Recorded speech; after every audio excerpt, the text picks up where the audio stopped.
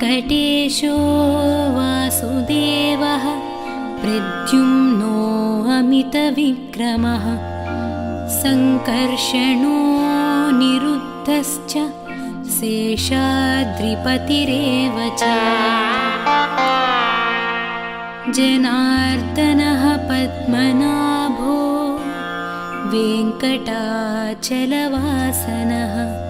सृष्टिकर्ता जगन्नाथो माधवो भक्तवत्सलः गोविन्दो गोपतिः कृष्णः केशवो गरुडध्वजः वराहो वामनश्चैव नारायणाधोक्षजः श्रीधरः पुण्डरीकाक्षः सर्वदेवस्तुतो हरिः श्रीनृसिंहो महासिंहः सूत्राकारः पुरातनः रमानाथो महीभर्ता भूधरः पुरुषोत्तमः चोळपुत्रप्रियः शान्तो ब्रह्मादीनां वरप्रदः श्रीनिधिः सर्वभूतानां भयत्कृद्भयनाशनः श्रीरामो रामभद्रश्च भवबन्धैकमोचकः भूतावासो गिरिवासः श्रीनिवासः श्रियः पतिः अच्युतानन्तगोविन्दो विष्णुर्वेङ्कटनायकः सर्वदेवैकशरणं सर्वदेवैकदैवतं समस्तदेवकवचं सर्वदेवशिखामणिः इतीदं कीर्तितं यस्य विष्णोरमिततेजसः त्रिकाले यः पठेन्नित्यं पापं तस्य न विद्यते राजद्वारे पठेद्घोरे सङ्ग्रामे रिपुसङ्कटे भूतसर्पपिशाचादिभयं नास्ति कदाचन अपुत्रो लभते पुत्रान् निर्धनो धनवान् भवेत् रोगार्तो मुच्यते रोगात् बद्धो मुच्येत बन्धनात् यद्यदिष्टतमं लोके तत्तत् प्राप्नोत्यसंशयः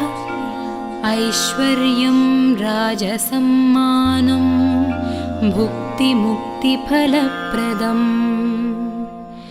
विष्णोर्लोकैकसोपानं सर्वदुःखैकनाशनं सर्वैश्वर्यप्रदं नॄणां सर्वमङ्गलकारकम् मायावि परमानन्दं त्यक्त्वा वैकुण्ठमुत्तमं स्वामि पुष्करिणीतीरे रमया सह मोदते कल्याणाद्भुतगात्राय कामितार्थप्रदायिने श्रीमद्वेङ्कटनाथाय श्रीनिवासाय मङ्गलम् इति श्रीब्रह्माण्डपुराणे ब्रह्मनारदसंवादे वेङ्कटगिरिमहात्म्ये श्रीवेङ्कटेश अष्टकं सम्पूर्णम्।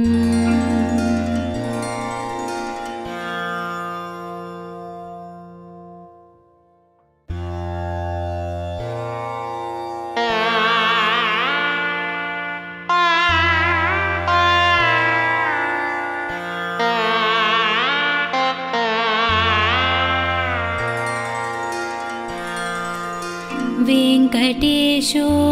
वासुदेवः प्रद्युम्नो अमितविक्रमः सङ्कर्षणो निरुद्धश्च शेषाद्रिपतिरेव च जनार्दनः पद्मनाभो वेङ्कटाचलवासनः सृष्टिकर्ता जगन्नाथो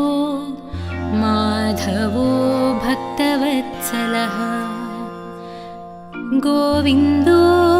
गोपतिः कृष्णः केशवो गरुडध्वजः वराहो वामनश्चैव नारायणाधोक्षजः श्रीधरः पुण्डरीकाक्षः सर्वदेवस्तुतो हरिः श्रीनृसिंहो महासिंहः सूत्राकारः पुरातनः रमानाथो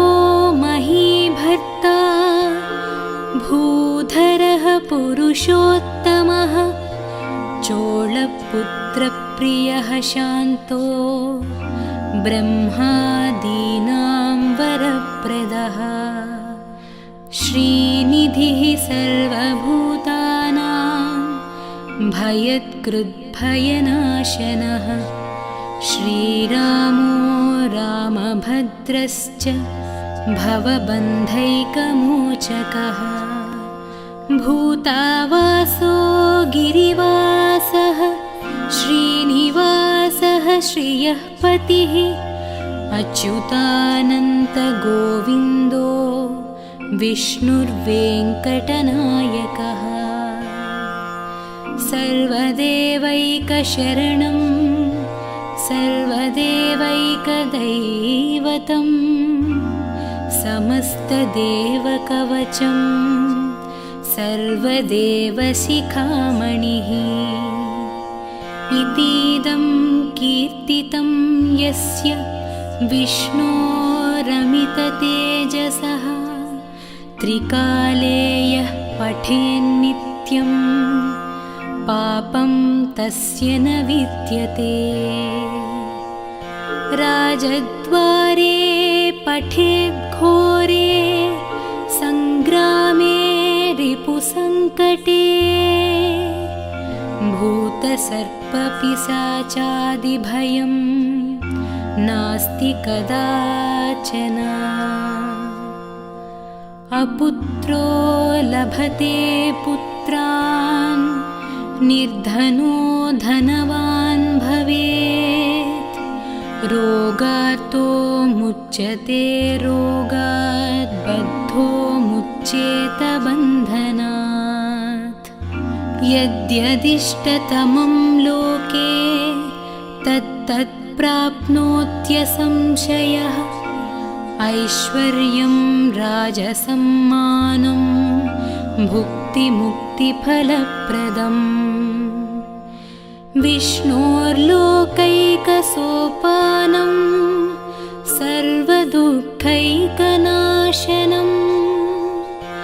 सर्वैश्वर्यप्रदं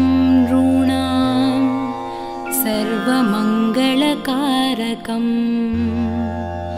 मायावि परमानन्दं त्यक्त्वा वैकुण्ठमुत्तमं स्वामि पुष्करिणीतीरे रमया सह मोदते कल्याणाद्भुतगात्राय कामितार्थप्रदायिने श्रीमद्वेङ्कटनाथाय श्रीनिवासाय मङ्गलम् इति श्रीब्रह्माण्डपुराणे ब्रह्मनारदसंवादे वेङ्कटगिरिमहात्म्ये श्रीवेङ्कटेश अष्टकं सम्पूर्णम्।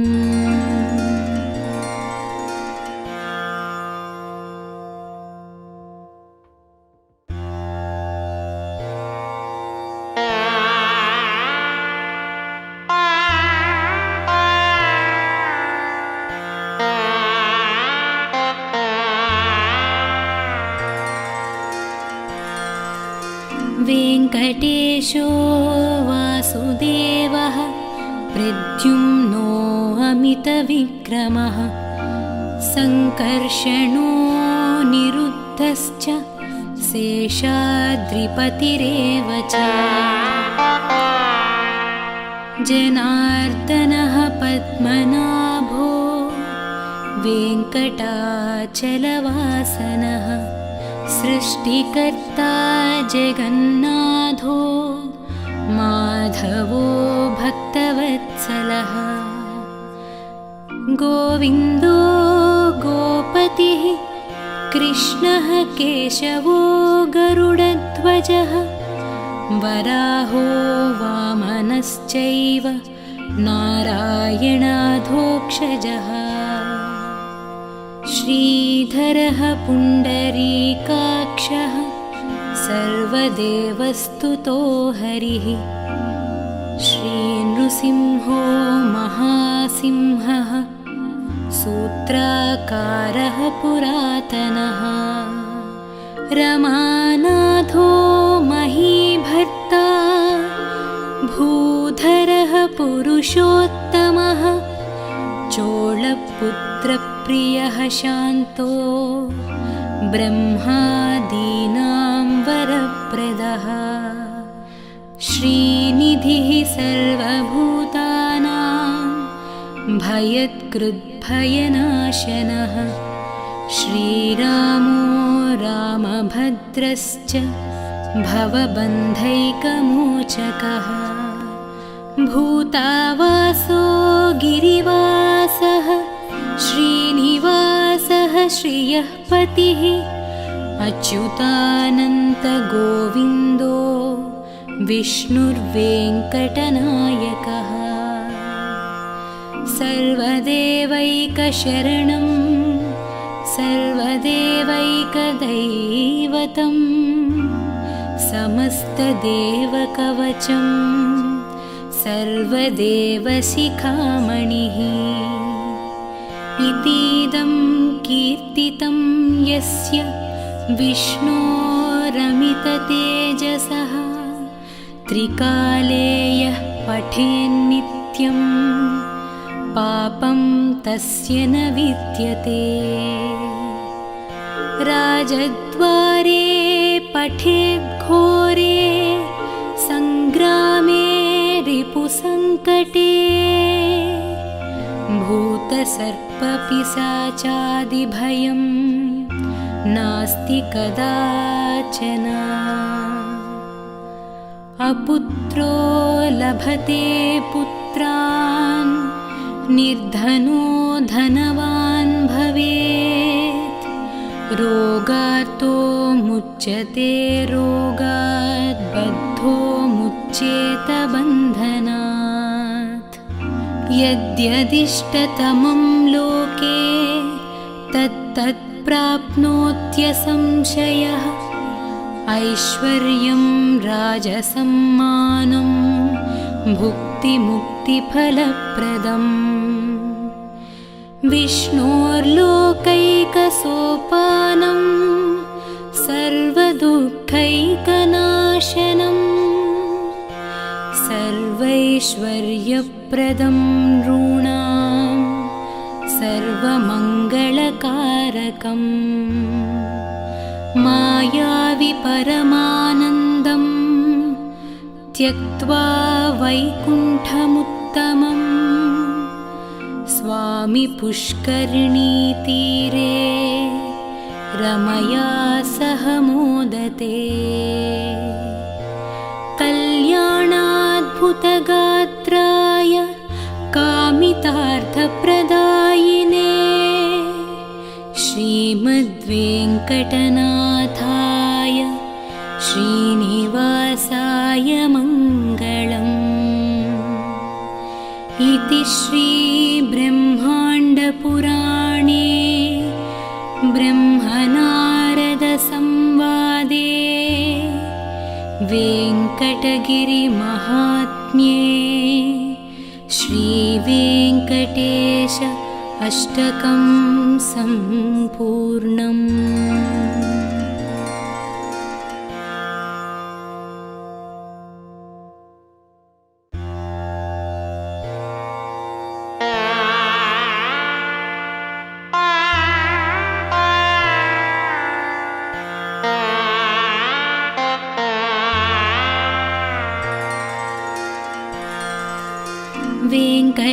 गिरीशो वासुदेवः प्रद्युम्नो अमितविक्रमः सङ्कर्षणो निरुद्धश्च शेषाद्रिपतिरेव च जनार्दनः पद्मनाभो वेङ्कटाचलवासनः सृष्टिकर्ता जगन्नाथो माधवो भक्तवत्सलः गोविन्दो गोपतिः कृष्णः केशवो गरुडध्वजः वराहो वामनश्चैव नारायणाधोक्षजः श्रीधरः पुण्डरीकाक्षः सर्वदेवस्तुतो हरिः श्रीनृसिंहो महासिंहः सूत्राकारः पुरातनः रमानाथो महीभर्ता भूधरः पुरुषोत्तमः चोळपुत्रप्रियः शान्तो ब्रह्मादीनां वरप्रदः श्रीनिधिः सर्वभूतानां भयत्कृद्भयनाशनः श्रीरामो रामभद्रश्च भवबन्धैकमोचकः भूतावासो गिरिवासः श्रीनिवासः श्रियः पतिः अच्युतानन्तगोविन्दो विष्णुर्वेङ्कटनायकः सर्वदेवैकशरणं सर्वदेवैकदैवतं समस्तदेवकवचं सर्वदेवशिखामणिः इतीदं कीर्तितं यस्य विष्णोरमिततेजसः त्रिकाले यः पठेन्नित्यं पापं तस्य न विद्यते राजद्वारे पठेद्घोरे सङ्ग्रामे रिपुसङ्कटे भूतसर्पपिशाचादिभयं नास्ति कदाचन अपुत्रो लभते पुत्रान् निर्धनो धनवान् भवेत् रोगार्तो मुच्यते रोगात् बद्धो मुच्येत बन्धनात् यद्यदिष्टतमं लोके तत्तत् प्राप्नोत्यसंशयः ऐश्वर्यं राजसम्मानं भुक्तिमुक्तिफलप्रदम् विष्णोर्लोकैकसोपानं सर्वदुःखैकनाशनं सर्वैश्वर्यप्रदं नॄणां सर्वमङ्गलकारकम् मायावि परमानन्दं त्यक्त्वा वैकुण्ठमुत्तमम् स्वामि पुष्करिणीतीरे रमया सह मोदते कल्याणाद्भुतगात्राय कामितार्थप्रदायिने श्रीमद्वेङ्कटनाथाय श्रीनिवासाय मङ्गलम् इति श्रीब्रह्माण्डपुराणे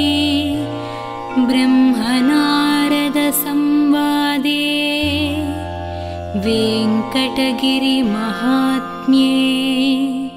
श्रीवेङ्कटेश अष्टकं सम्पूर्णम्।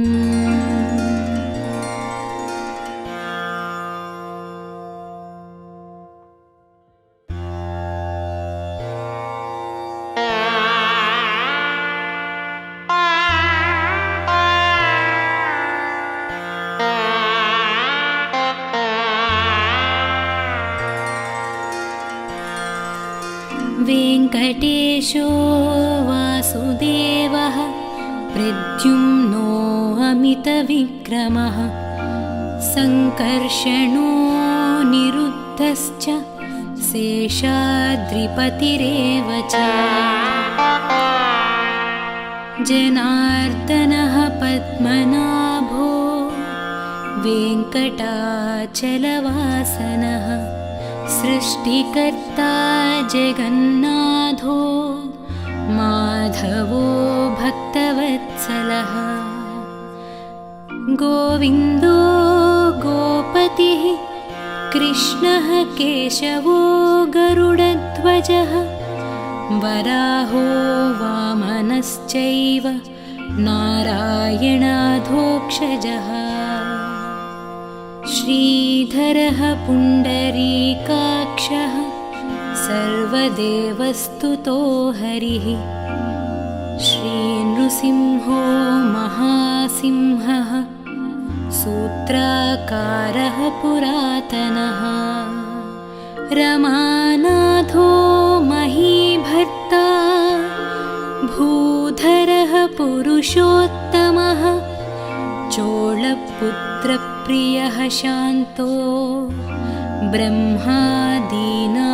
वरप्रदः श्रीनिधिः सर्वभूतानां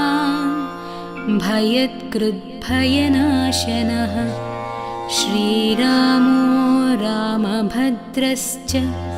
भवबन्धैकमोचकः भूतावासो गिरिवासः श्रीनिवासः श्रियः पतिः अच्युतानन्तगोविन्दो विष्णुर्वेङ्कटनायकः सर्वदेवैकशरणं सर्वदेवैकदैवतं समस्तदेवकवचं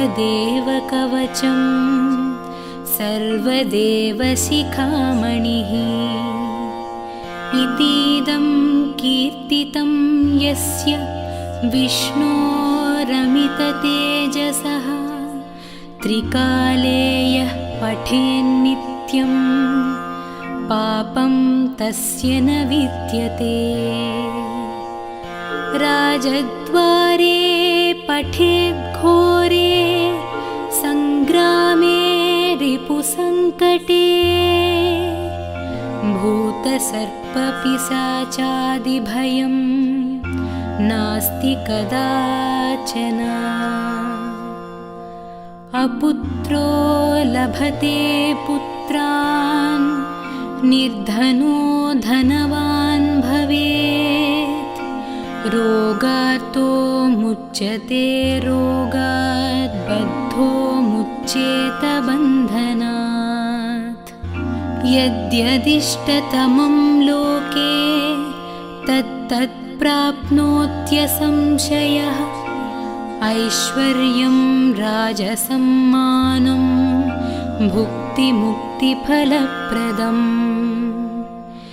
विष्णोर्लोकैकसोपानं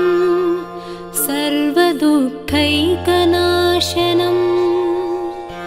सर्वैश्वर्यप्रदं नॄणां सर्वमङ्गलकारकम् मायावि परमानन्दं त्यक्त्वा वैकुण्ठमुत्तमं स्वामि पुष्करिणीतीरे रमया सह मोदते कल्याणाद्भुतगात्राय कामितार्थप्रदायिने श्रीमद्वेङ्कटनाथाय श्रीनिवासाय मङ्गलम् इति श्रीब्रह्माण्डपुराणे ब्रह्मनारदसंवादे वेङ्कटगिरिमहात्म्ये श्रीवेङ्कटेश अष्टकं सम्पूर्णम्।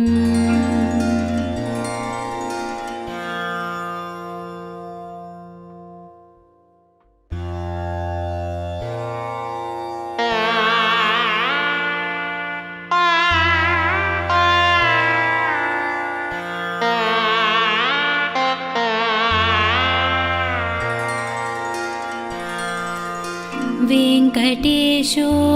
वासुदेवः प्रद्युम्नो अमितविक्रमः सङ्कर्षणो निरुद्धश्च शेषाद्रिपतिरेव च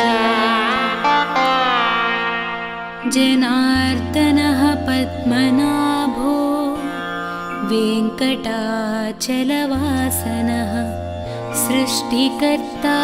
जगन्नाथो माधवो भक्तवत्सलः गोविन्दो गोपतिः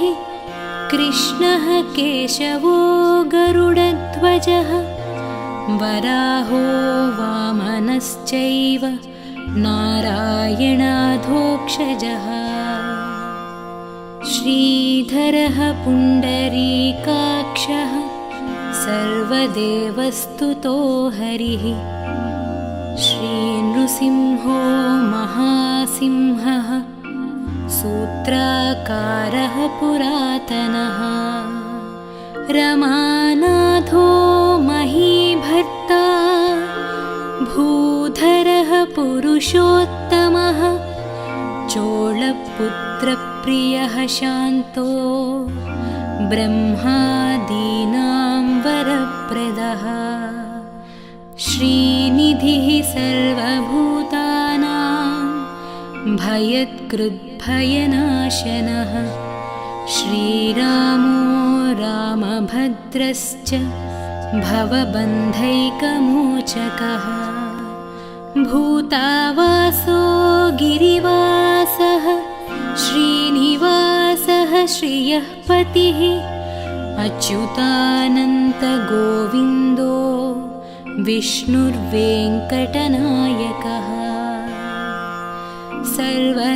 सर्वदेवैकशरणं सर्वदेवैकदैवतं समस्तदेवकवचं सर्वदेवशिखामणिः इतीदं कीर्तितं यस्य विष्णोरमिततेजसः त्रिकाले यः पठेन्नित्यं पापं तस्य न विद्यते राजद्वारे पठेद्घोरे सङ्ग्रामे रिपुसङ्कटे भूतसर्पपिशाचादिभयं नास्ति कदाचन अपुत्रो लभते पुत्रान् निर्धनो धनवान् भवेत् रोगार्तो मुच्यते रोगात् बद्धो मुच्येत बन्धनात् यद्यदिष्टतमं लोके तत्तत् प्राप्नोत्यसंशयः ऐश्वर्यं राजसम्मानं भुक्तिमुक्तिफलप्रदम् विष्णोर्लोकैकसोपानं सर्वदुःखैकनाशनं सर्वैश्वर्यप्रदं नॄणां सर्वमङ्गलकारकम् मायावि परमानन्दं त्यक्त्वा वैकुण्ठमुत्तमम् स्वामि पुष्करिणीतीरे रमया सह मोदते कल्याणाद्भुतगात्राय कामितार्थप्रदायिने श्रीमद्वेङ्कटनाथाय श्रीनिवासाय मङ्गलम् इति श्रीब्रह्माण्डपुराणे ब्रह्मनारदसंवादे वेङ्कटगिरिमहात्म्ये श्रीवेङ्कटेश अष्टकं सम्पूर्णम्।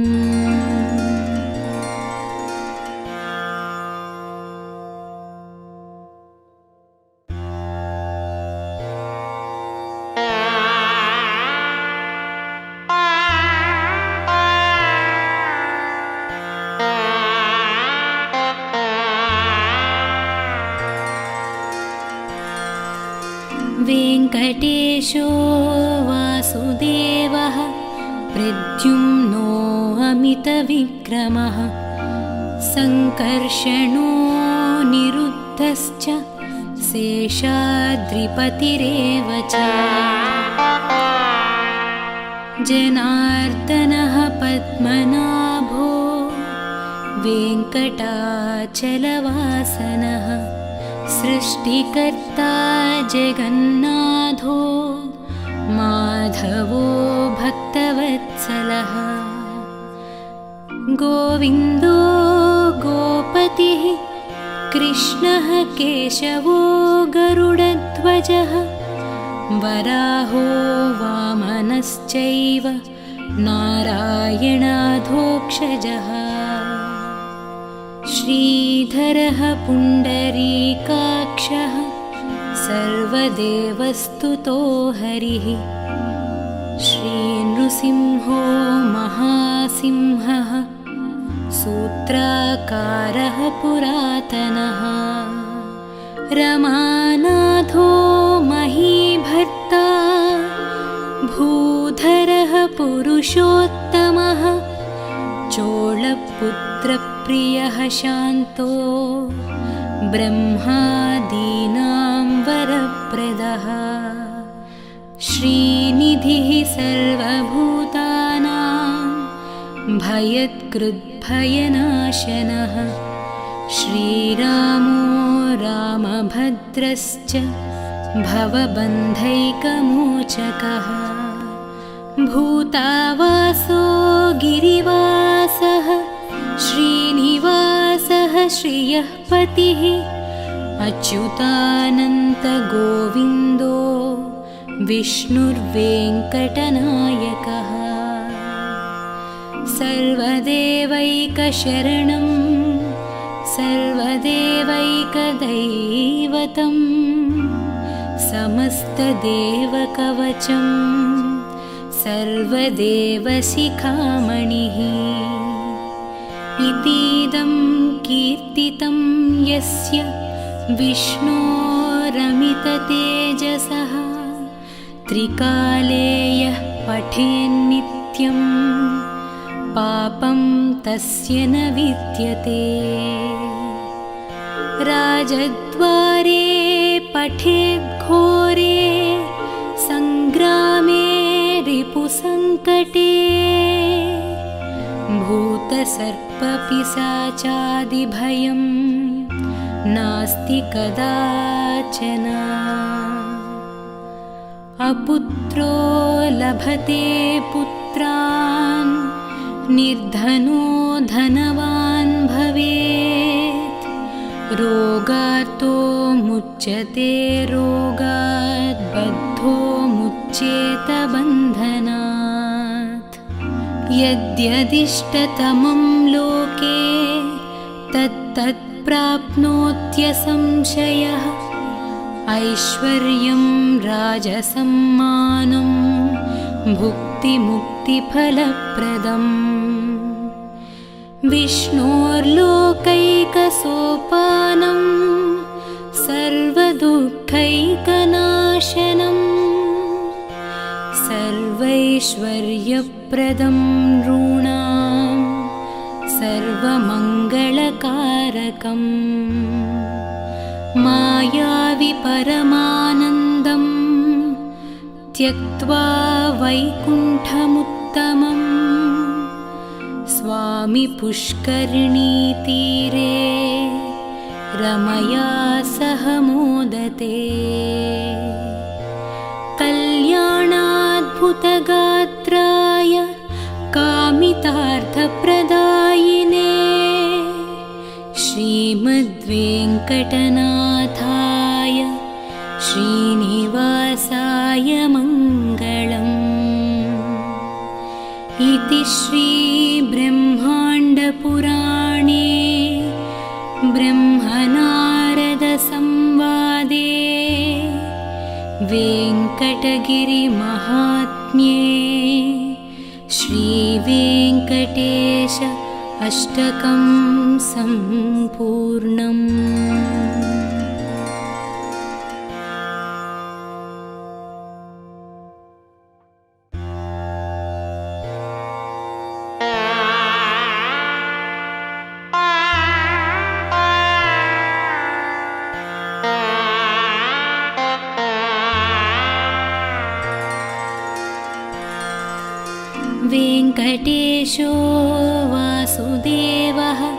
प्रद्युम्नो अमितविक्रमः सङ्कर्षणो निरुद्धश्च शेषाद्रिपतिरेव च जनार्दनः पद्मनाभो वेङ्कटाचलवासनः सृष्टिकर्ता जगन्नाथो माधवो भक्तवत्सलः गोविन्दो गोपतिः कृष्णः केशवो गरुडध्वजः वराहो वामनश्चैव नारायणाधोक्षजः श्रीधरः पुण्डरीकाक्षः सर्वदेवस्तुतो हरिः श्रीनृसिंहो महासिंहः सूत्राकारः पुरातनः रमानाथो महीभर्ता भूधरः पुरुषोत्तमः चोळपुत्रप्रियः शान्तो ब्रह्मादीनां वरप्रदः श्रीनिधिः सर्वभूतानां भयत्कृद्भयनाशनः श्रीरामो रामभद्रश्च भवबन्धैकमोचकः भूतावासो गिरिवासः श्रीनिवासः श्रियः पतिः अच्युतानन्तगोविन्दो विष्णुर्वेङ्कटनायकः सर्वदेवैकशरणं सर्वदेवैकदैवतं समस्तदेवकवचं सर्वदेवशिखामणिः इतीदं कीर्तितं यस्य विष्णोरमिततेजसः त्रिकाले यः पठेन्नित्यं पापं तस्य न विद्यते राजद्वारे पठेद्घोरे सङ्ग्रामे रिपुसङ्कटे भूतसर्पपिशाचादिभयं नास्ति कदाचन अपुत्रो लभते पुत्रान् निर्धनो धनवान् भवेत् रोगार्तो मुच्यते रोगात् बद्धो मुच्येत बन्धनात् यद्यदिष्टतमं लोके तत्तत् प्राप्नोत्यसंशयः ऐश्वर्यं राजसम्मानं भुक्तिमुक्तिफलप्रदम् विष्णोर्लोकैकसोपानं सर्वदुःखैकनाशनं सर्वैश्वर्यप्रदं नॄणां सर्वमङ्गलकारकम् मायावि परमानन्दं त्यक्त्वा वैकुण्ठमुत्तमम् स्वामि पुष्करिणीतीरे रमया सह मोदते कल्याणाद्भुतगात्राय कामितार्थप्रदायिने श्रीमद्वेङ्कटनाथाय श्रीनिवासाय मङ्गलम् इति श्रीब्रह्माण्डपुराणे ब्रह्मनारदसंवादे वेङ्कटगिरिमहात्म्ये श्रीवेङ्कटेश अष्टकं सम्पूर्णम्।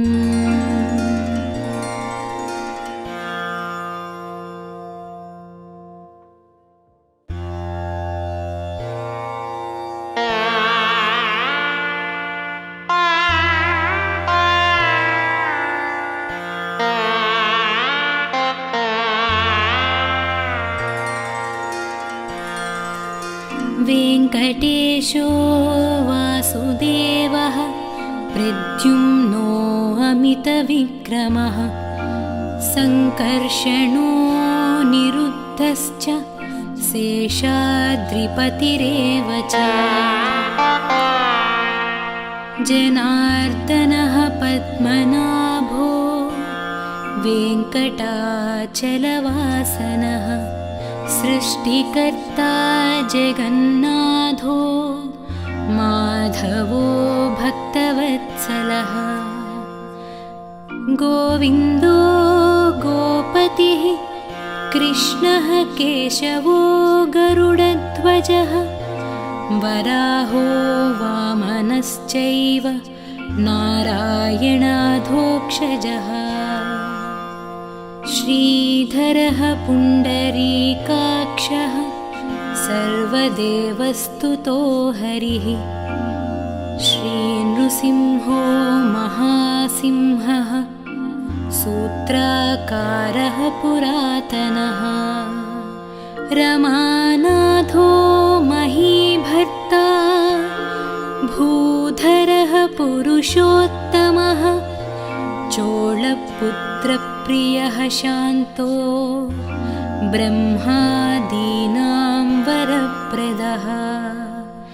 श्रीनिधिः सर्वभूतानां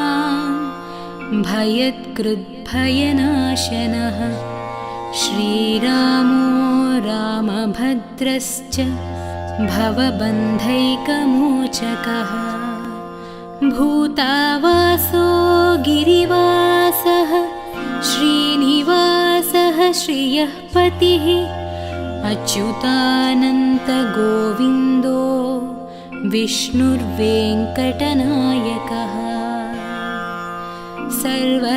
सर्वदेवैकशरणं सर्वदेवैकदैवतं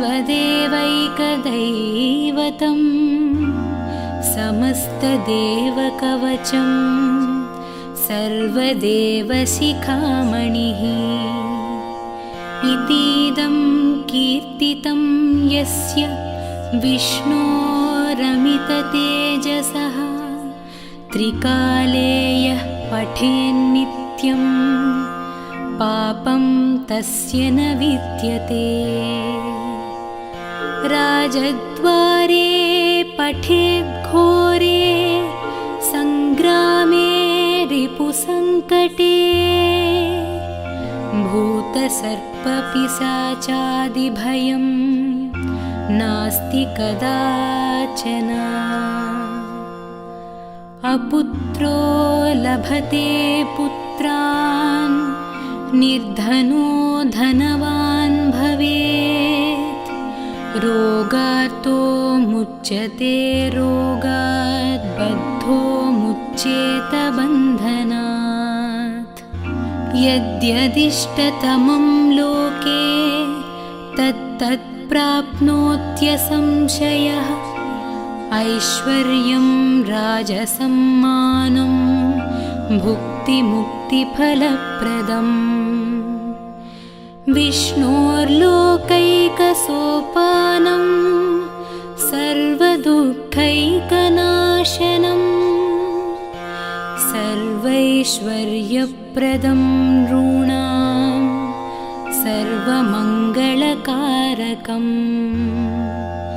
मायावि परमानन्दं त्यक्त्वा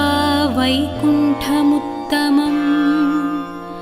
स्वामि पुष्करिणीतीरे रमया सह मोदते कल्याणाद्भुतगात्राय कामितार्थप्रदायिने श्रीमद्वेङ्कटनाथाय श्रीनिवासाय मङ्गलम् इति श्रीब्रह्माण्डपुराणे ब्रह्मनारदसंवादे वेङ्कटगिरिमहात्म्ये श्रीवेङ्कटेश अष्टकं सम्पूर्णम्।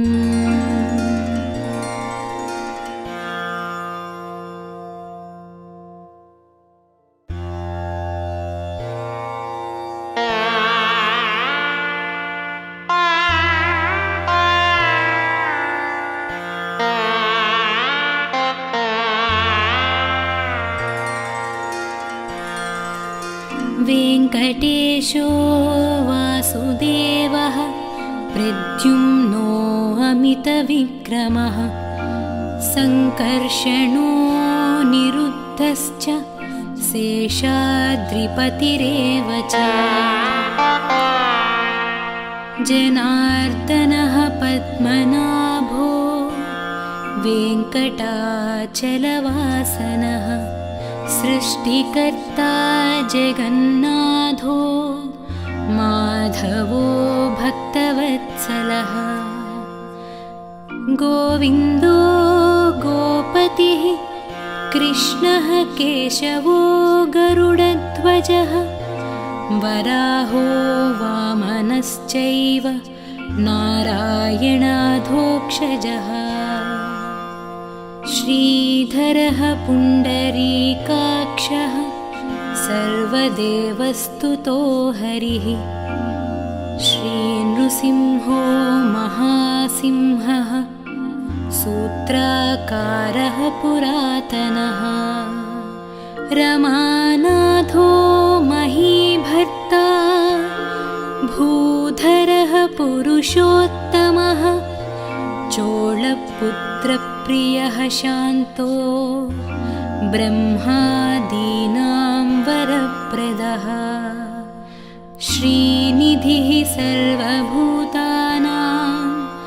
भयत्कृद्भयनाशनः श्रीरामो रामभद्रश्च भवबन्धैकमोचकः भूतावासो गिरिवासः श्रीनिवासः श्रियः पतिः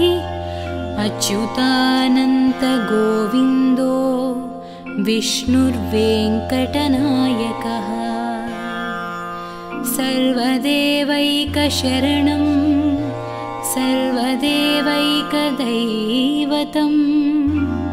समस्तदेवकवचं सर्वदेवशिखामणिः इतीदं कीर्तितं यस्य विष्णोरमिततेजसः त्रिकाले यः पठेन्नित्यं पापं तस्य न विद्यते राजद्वारे पठेद्घोरे सङ्ग्रामे रिपुसङ्कटे भूतसर्पपिशाचादिभयं नास्ति कदाचन अपुत्रो लभते पुत्रान् निर्धनो धनवान् भवेत् रोगार्तो मुच्यते रोगात् बद्धो मुच्येत बन्धनात् यद्यदिष्टतमं लोके तत्तत् प्राप्नोत्यसंशयः ऐश्वर्यं राजसम्मानं भुक्तिमुक्तिफलप्रदम् विष्णोर्लोकैकसोपानं सर्वदुःखैकनाशनं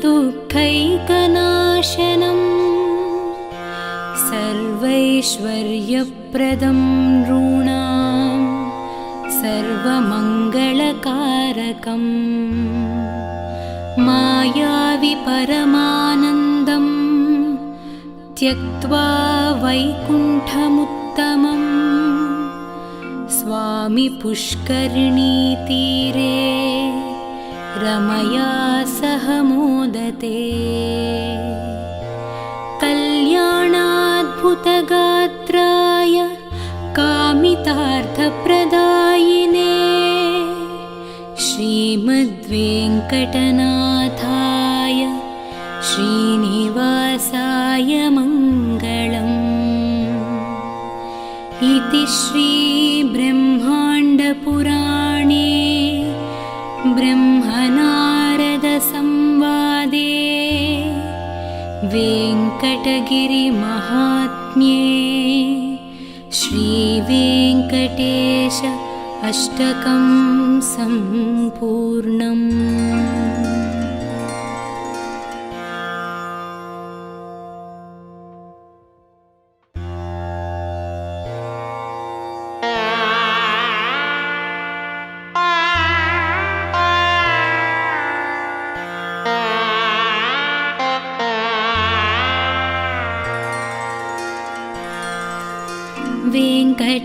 ऋषो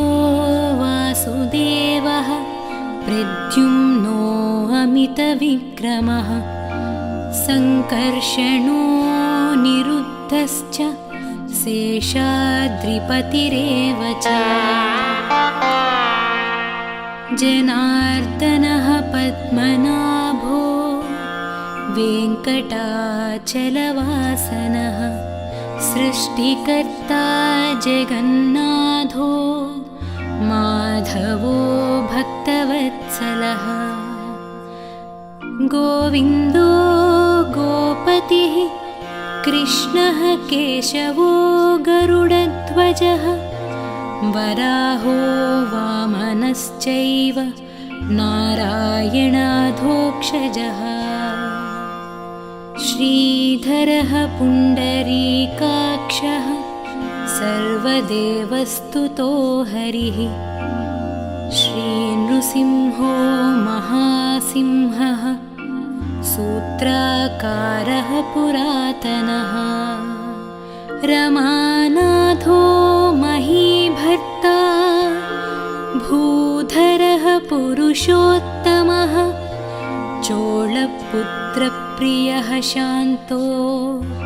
ब्रह्मादीनां वरप्रदः श्रीनिधिः सर्वभूतानां भयत्कृद्भयनाशनः श्रीरामो रामभद्रश्च भवबन्धैकमोचकः भूतावासो गिरिवासः श्रीनिवासः श्रियः पतिः अच्युतानन्तगोविन्दो विष्णुर्वेङ्कटनायकः सर्वदेवैकशरणं सर्वदेवैकदैवतं समस्तदेवकवचं सर्वदेवशिखामणिः इतीदं कीर्तितं यस्य विष्णोरमिततेजसः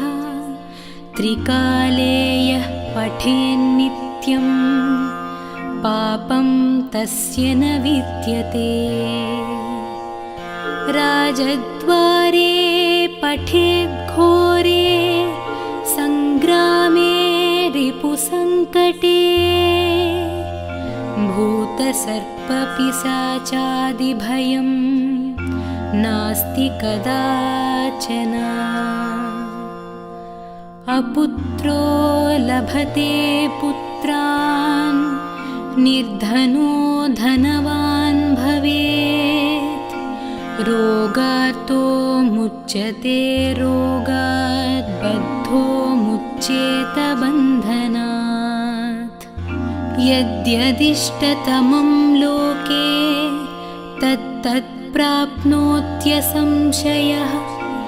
ऐश्वर्यं राजसम्मानं भुक्तिमुक्तिफलप्रदम् विष्णोर्लोकैकसोपानं सर्वदुःखैकनाशनं सर्वैश्वर्यप्रदं नॄणां सर्वमङ्गलकारकम् मायावि परमानन्दं त्यक्त्वा वैकुण्ठमुत्तमम् स्वामि पुष्करिणीतीरे रमया सह मोदते कल्याणाद्भुतगात्राय कामितार्थप्रदायिने श्रीमद्वेङ्कटनाथाय श्रीनिवासाय मङ्गलम् इति श्रीब्रह्माण्डपुराणे ब्रह्मनारदसंवादे वेङ्कटगिरिमहात्म्ये श्रीवेङ्कटेश अष्टकं सम्पूर्णम्।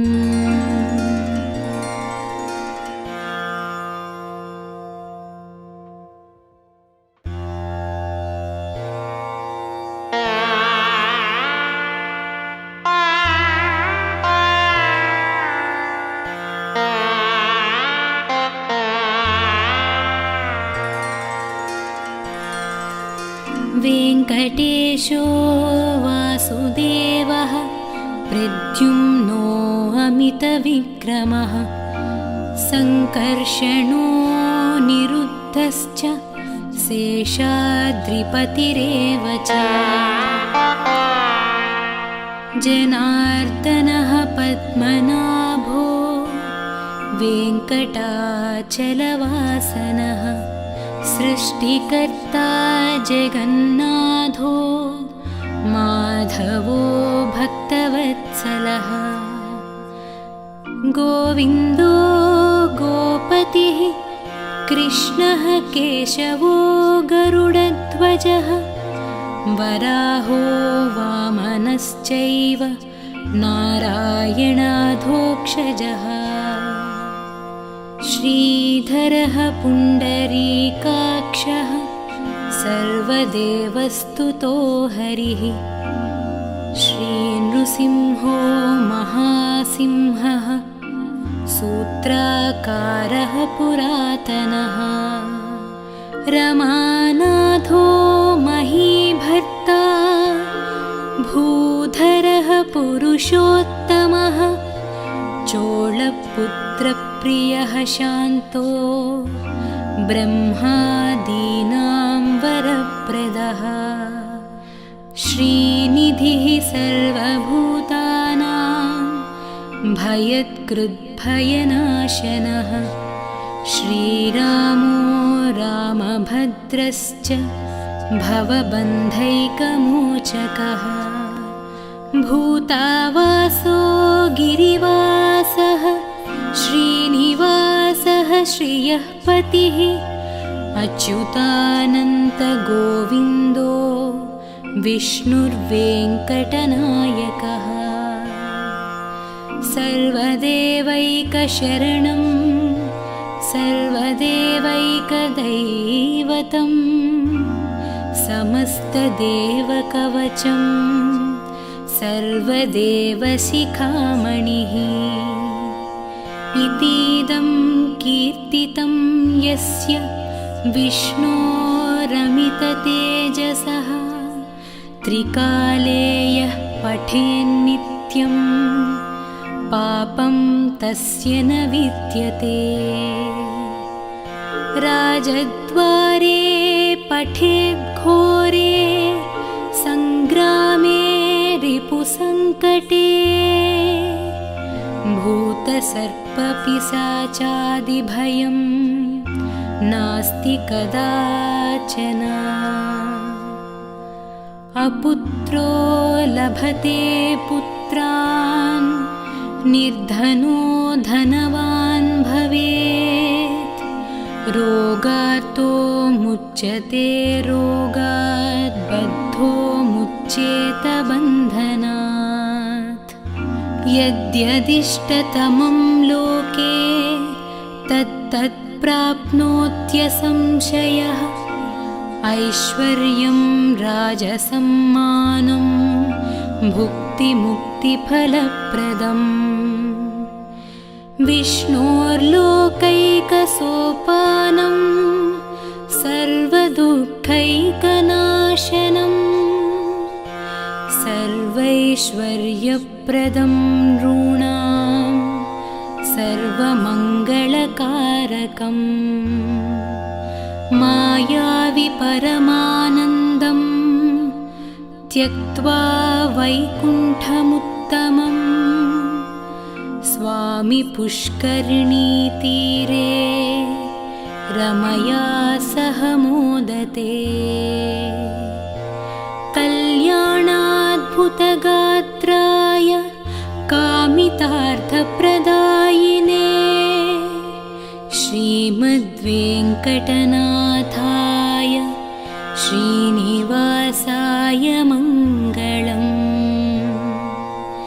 इति श्रीब्रह्माण्डपुराणे ब्रह्मनारदसंवादे वेङ्कटगिरिमहात्म्ये